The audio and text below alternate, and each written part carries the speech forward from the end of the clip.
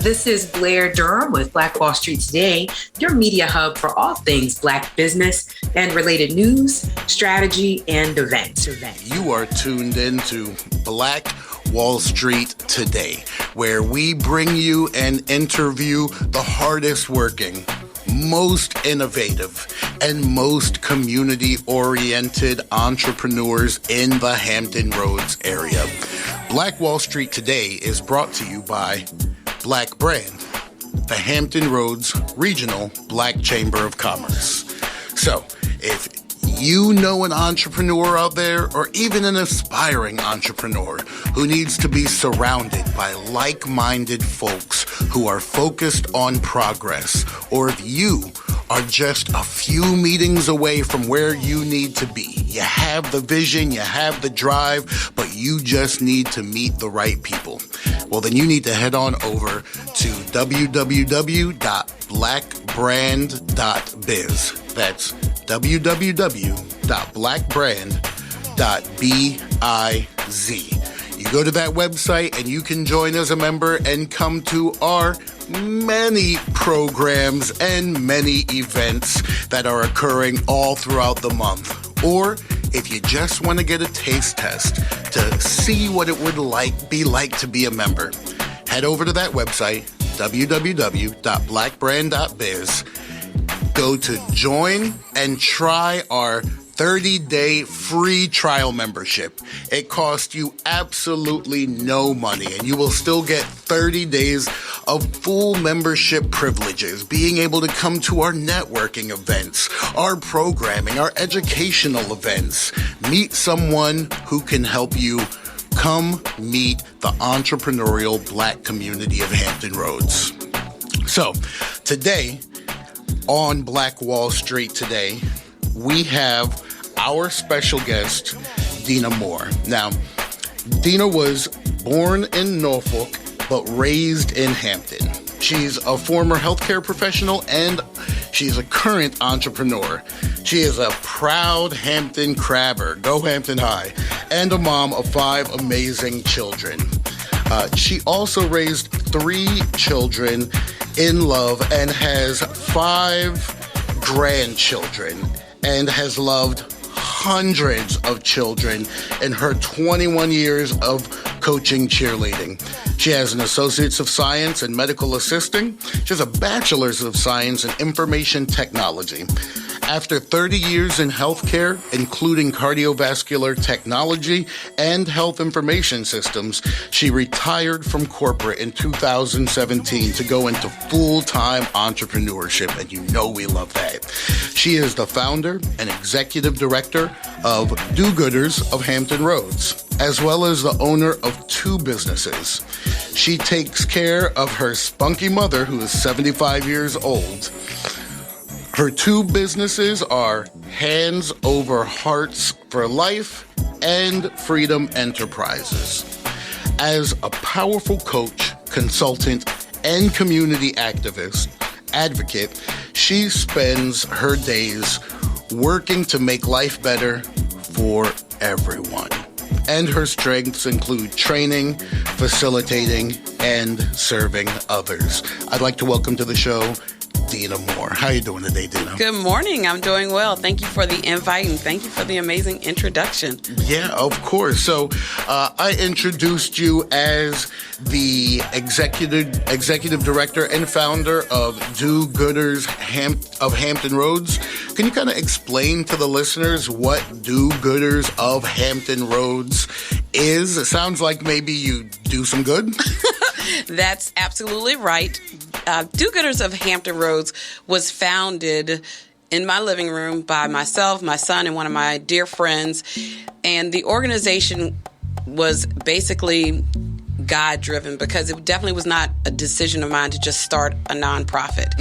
I had been working with the city of Hampton doing neighborhood work, really saw value in neighbors helping neighbors and neighbors being engaged in the places where they live, work, play, and worship.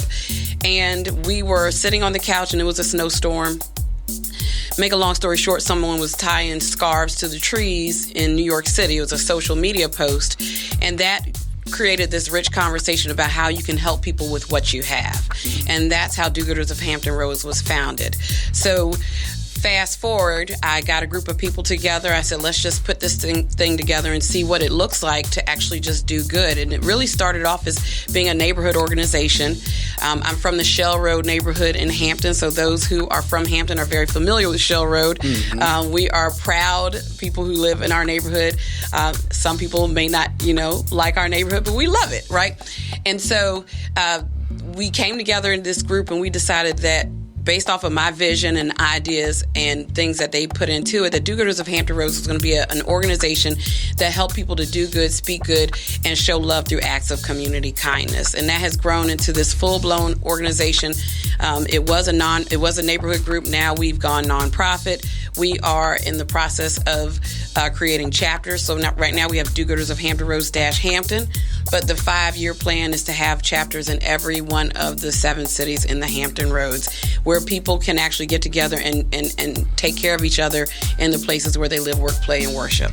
That sounds amazing. Can you tell me some of the programs that you have now or some of the initiatives that you're doing that the listeners out there might want to be involved in? Yes, definitely. So Do-Gooders of Hampton Roads will look different in different neighborhoods. So we know that our programming may be different once we start to open chapters in other cities. But in Hampton currently right now, we have several initiatives. So we work with the different community groups, and we maintain the African American cemeteries. So there are 2 African American cemeteries in the city of Hampton. Of course, we know Hampton is a huge historical place for the landing of the slaves. Those properties are not maintained by the families anymore due to time and distance, and it's not city property, and so nonprofits are the groups that maintain those properties, and we are the main ones out there cutting the grass every 2 weeks.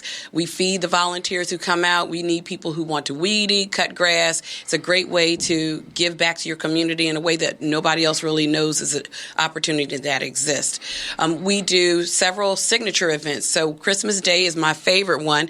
We had a member, she's still a member, it's her idea. Her name is Cardella. She came up with the idea that she wanted to feed the homeless at Christmas.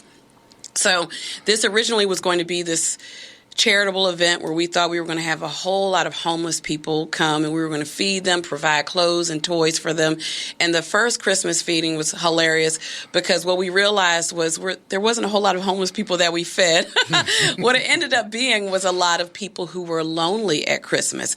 And so people who maybe were not around their family members. We are a military town, so people who may not be home, college students. We are a big college town. We have Hampton University, Thomas Nelson, Christopher Newport, Norfolk State, ODU. People who, just could not go home for Christmas, but didn't want to stay in their apartment or their dorm or anything by themselves.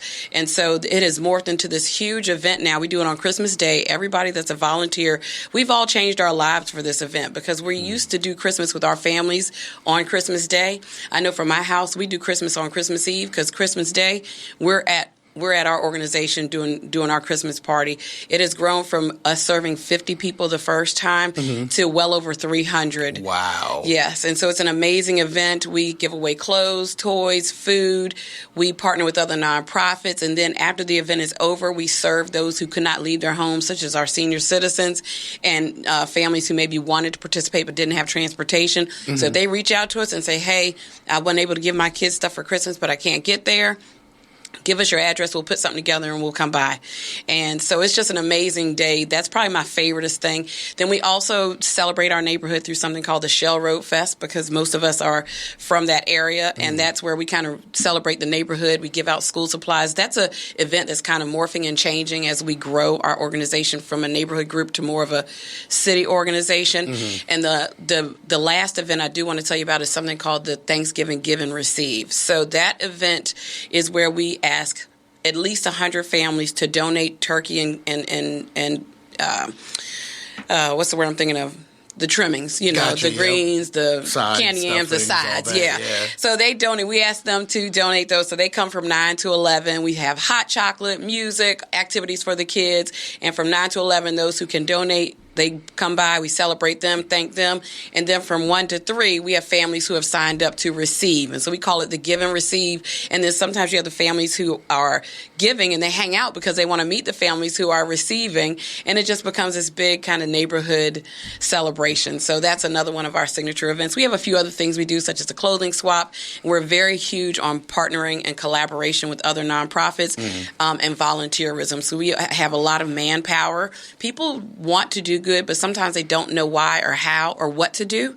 And we believe we're the great connector. So when we see a need, whether it be a need in our group or a need from another nonprofit, and we connect those who can provide that need with those who need, and that's how we operate. That sounds incredible. It seems like over the journey of this nonprofit, you've really had an opportunity to bring community together in maybe ways that the community was not being brought together before, maybe groups of people who weren't sharing dinners before, or groups of people who weren't side by side helping before. Yes. Tell me what it means for you to be able to bring that Hampton, especially that Shell Road community together. What does that mean for you personally, and what is your long-term vision with the Hampton Do-Gooders? Awesome. I love that. So for me personally, I've always been a servant, and that's not a gift that most people will want to accept because it seems like you're always pouring and you're never getting, but I accept my assignment. And so for me to just continue to see people blessed and served, it warms my heart. We had a guy drive all the way. He was from Utah. He visited his mother in North Carolina for Christmas last year, was looking for something to give his time to on Christmas Day, drove from North Carolina 2 or 3 hours away up and served at our event. We didn't know him from a can of paint, but he was looking for some place where he could feel rewarded and give back. And so to see them, and he was just so happy. He was gloved up. He was serving. He was like, I'm coming back every year. I said, from Utah? Okay, Wow. And so to see somebody's heart change, that's big for me, to see somebody's heart change. I have several family members that suffer with different types of mental illness, and I've seen where giving and helping others is healing. And so for me, I get very personal satisfaction when I see somebody who I know is struggling with something internally, but getting past their own self to help somebody else and being blessed in the process. So that's where my love for this comes from. I wish that this could be something that I could take national when you talk about longevity. Yeah. But I'm a 757 girl, and charity starts at home. And so that's where my focus is. So we have really looked at how we can duplicate with room for independence. So what that looks like is what Do-Gooders of Hampton Roads may not look like Do-Gooders of Newport News. We're in the process of meeting with Newport News leaders now to establish what does that chapter look like? What can we, carry over as a part of our standard, format, and then what can they kind of make their own, put their own sauce on it, right? And so the 5-year plan, like I said, is Do-Gooders of Hampton Roads - Hampton, Newport News, Norfolk, where I was born, Virginia Beach, Chesapeake, Suffolk, what's left, Williamsburg, Isle of Wight, whatever those 7 cities look like. Isle of Wight's a county, but you know what I mean. We love the Eastern Shore over That's there. That's right. We actually are having conversations with Elizabeth City as we speak. So it was not my vision to have it go across the state line, but someone is buying into the vision. They love the idea and the concept. And so my president, his name is Waylon McDew. He's actually getting ready to join Black Brand next week. So he and I are going to Elizabeth City to see what Do-Gooders of Hampton Roads - Elizabeth City looks like. That's incredible. And we absolutely love Elizabeth City. Shout out to Elizabeth City State University. Shout out to Pride Town and all those neighborhoods out there in Elizabeth City. I spent a lot of my youth there. Oh, you might have to go with us then. I'm open to it, actually. Let me know when y'all are going. Yes. I've been looking for an excuse to get back down to Elizabeth City. There you go. So let's talk about, because a lot of our audience here are entrepreneurs, or people who are extremely interested in the culture of entrepreneurship and in the benefits of entrepreneurship. So you're sitting around, you realize that there's a gap in your community, and you want to fill that gap. You could have easily went outside and set up like a lemonade stand and given lemonade for free, or went out and picked up litter.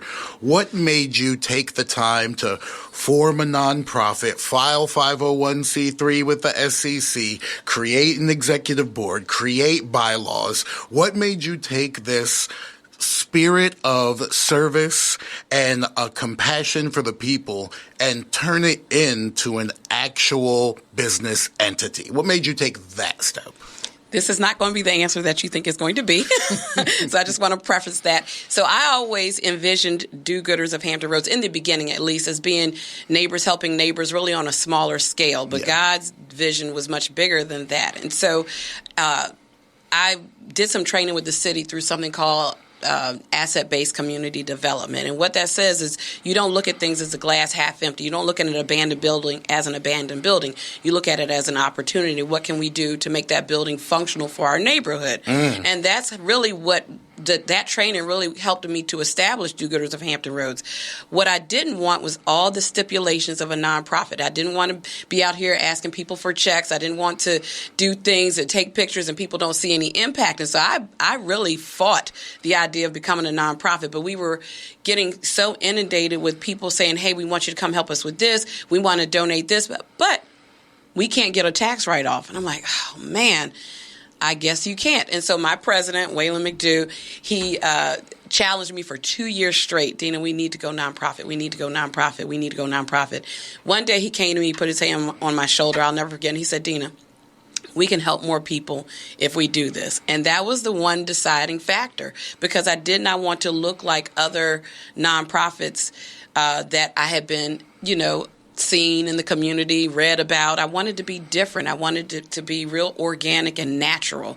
And so being able to find that fine balance between you got to have the legal entities, but you still can keep to your core values, that was a work in progress. Because when you get a board, now you got people who, especially if they're established, all of this I've learned through friends, connections, reading. I don't have a degree in nonprofit foundations. I don't have any experience in it. I coach cheer and I sing in church, so I'm not sure.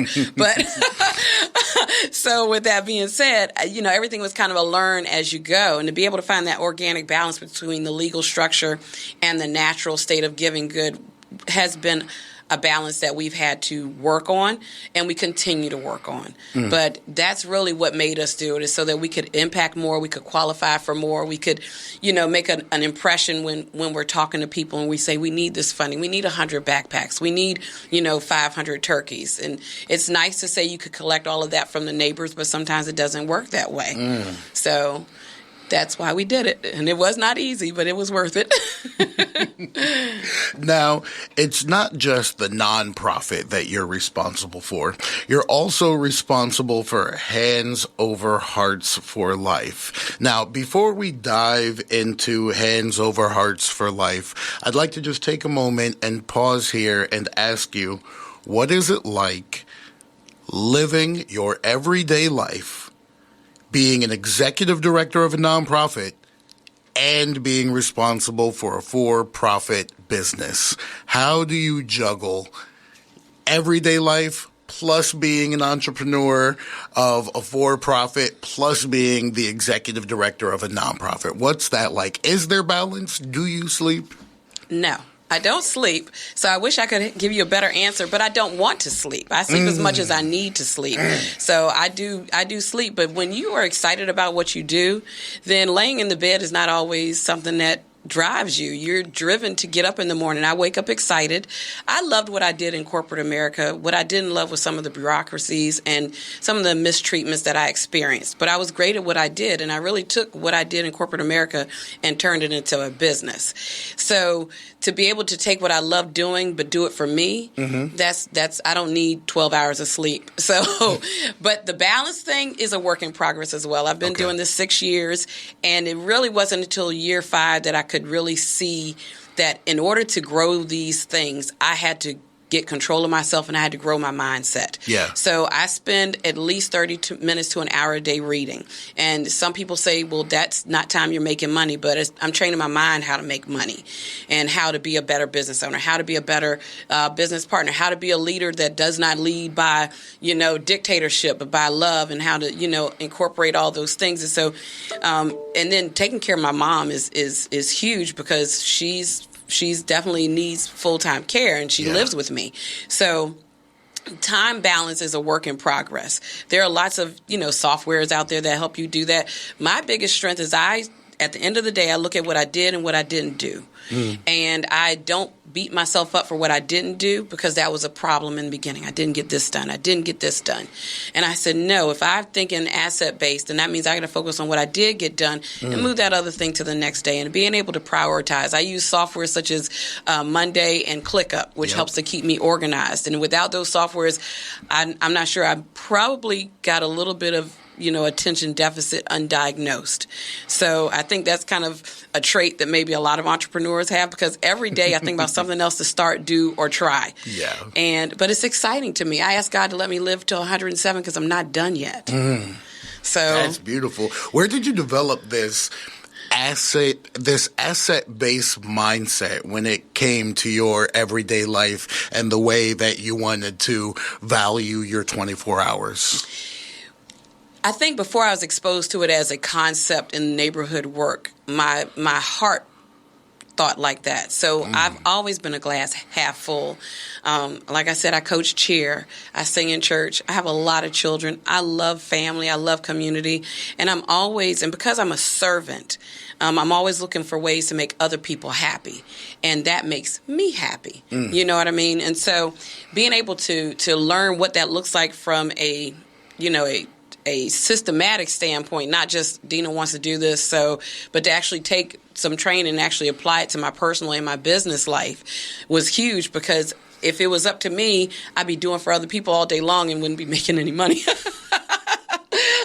So I had to systemize things in order to make sure that I was able to take care of my family needs and my financial needs, and I'm growing and I'm creating a legacy for my children and all those good things that we're supposed to do in addition to whatever it is God has called us to do for whatever our calling is. So I don't know if that answered your question, but I hope so. Yeah, no, 100%. And I hope that the audience there caught some of those gems. Just because you don't necessarily have the language for a concept that you're operating in doesn't mean that your heart doesn't already operate just like that. So for those of you who are interested in starting your own business or starting your own nonprofit and just thinking about how daunting all of these tasks are and learning all of these new things, as Deeana just told us, sometimes you're already in position. Sometimes your heart is already in that position. Sometimes your mind is already in that mindset, and the community just needs you to go. Speaking of community needs, your for-profit also serves a need that helps the community. Yes. Tell us a little bit about Hands Over Hearts for Life. Awesome. So Hands Over Hearts for Life is a CPR and emergency first aid preparedness training business. Like I said, my corporate career was in cardiac health and health information systems. I taught doctors how to use a system called Epic. I was very good at helping them from a clinical standpoint, I was doing cardiac work with, helping, patients with echo and EKGs, stress testing, all sorts of cardiovascular technology. Once the hospital system started using technology for documentation, I got really good at it from a natural standpoint. And I didn't go back to school to get that second degree until I was in my late 30s, almost 40 years old. But I ended up transitioning into the IT department, which was really amazing because I was able to use my clinical knowledge and my skill set of being able to do, computer work and put it together and work with providers to help them get their documentation. So when I left corporate America to start this business, all I did was take the skills that I did from my career and transitioned it into a business.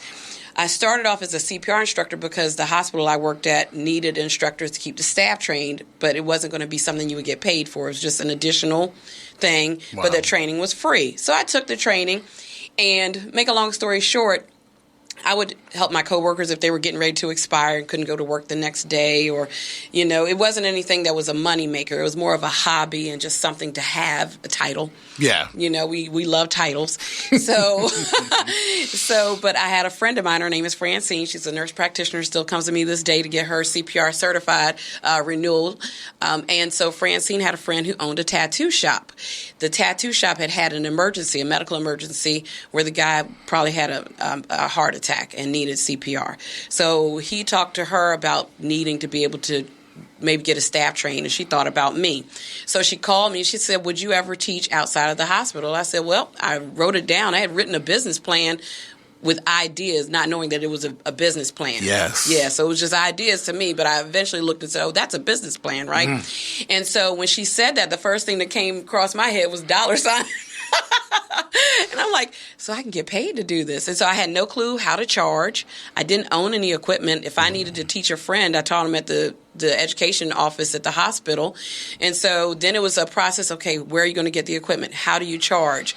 All those things I had to figure out to teach this one class. And when I walked out of that tattoo shop, I felt so empowered. I called my kids and I said, I think I'm going to make a business. And they were like, okay. I have a group chat with them. And so I was like, whoever can name it, I'll give you $50.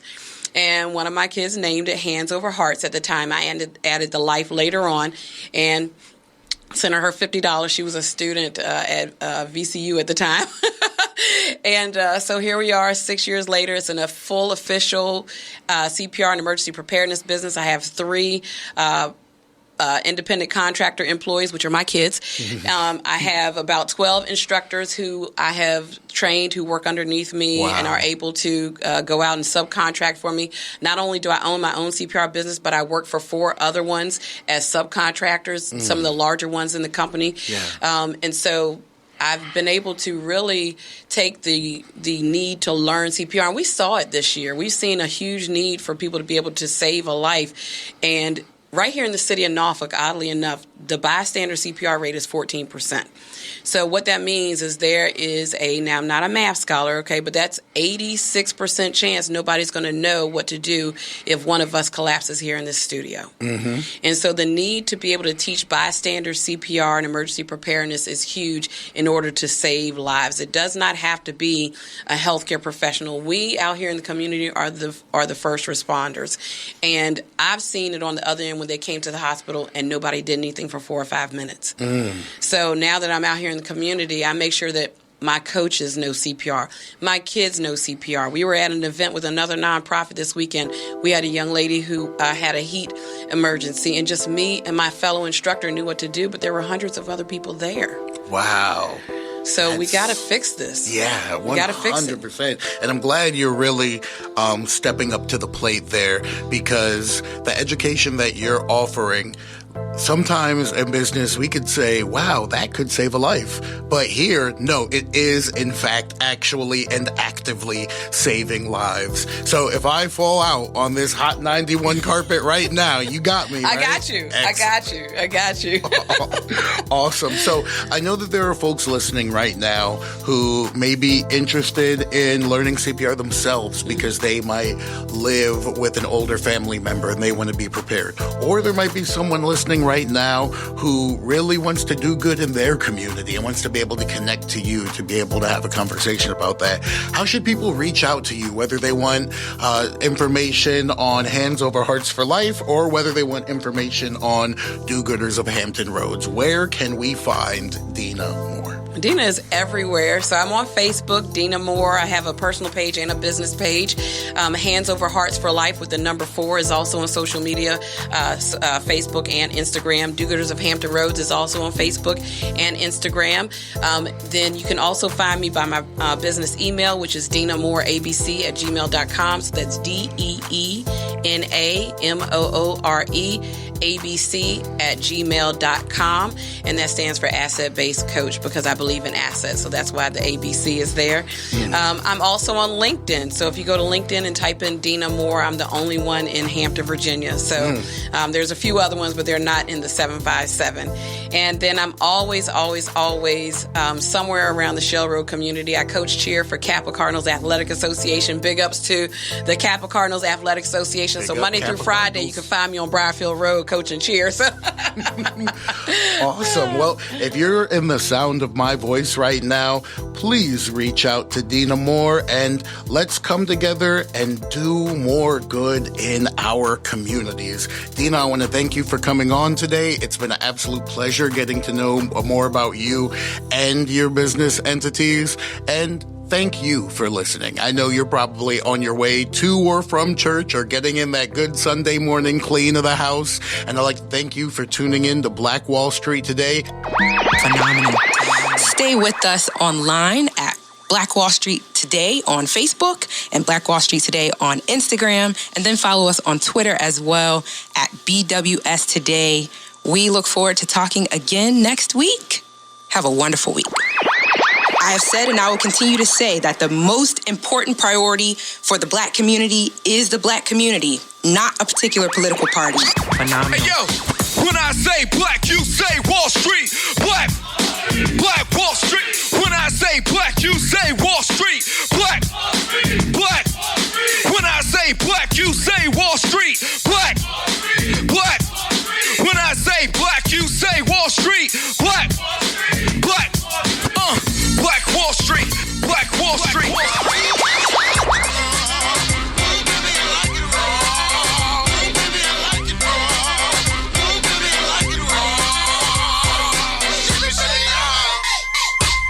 Phenomenal.